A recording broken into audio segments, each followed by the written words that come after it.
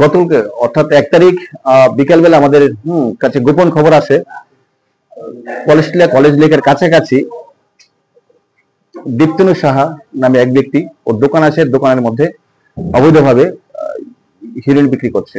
এই খবরের ভিত্তিতে আমরা টোটালি আমাদের রেকর্ড মেনটেন করে আমি এবং আমার থানার সাব ইন্সপেক্টর নারায়ণ দেব, কলেজ আউটপোস্টের ওসি এবং অন্যান্য অফিসার এবং স্টাফরা সাথে তৎক্ষণাৎ আমরা রেড করি।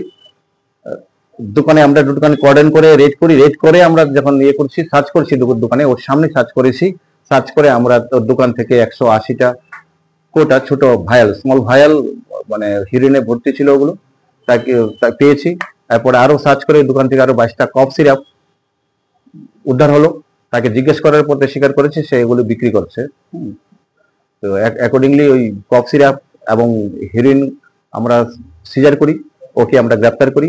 ওর দোকান থেকে কিছু নগদ টাকা ছিল, 2000 সামথিং টাকা ছিল, ওগুলোকে জিজ্ঞেস করলাম যে ওগুলো তার ওই যে বিক্রি মূল্য, যে এনডিপিএস আইটেমের বিক্রি মূল্য, ওগুলোকে আমরা সিজ করেছি। থানায় তাকে গ্রেপ্তার করে নিয়ে আসলাম, তাকে স্ট্রংলি ইন্টারোগেশন করেছি। তাকে জিজ্ঞাসাবাদ করার পর কোথা থেকে মাল আনছে, কে বিক্রি করছে, কে তাকে সাপ্লাই দিচ্ছে, সেই হিসেবে আমরা আরো 3 জনের নাম আমাদের কাছে বেরিয়ে আসছে। আমরা তাকেও লেট নাইট গভীর রাত্রে আমরা রেড করেছি। রেড করে লালমেটে থাকে ওদের আর বাকি 3 জন, হৃদয় দাস, তপন বণিক এবং কৃষ্ণ বিশ্বাস, এই 3 জনকে আমরা অ্যারেস্ট করেছি এবং তাদের সবাইকে আজকে কোর্টে ফরওয়ার্ড করব।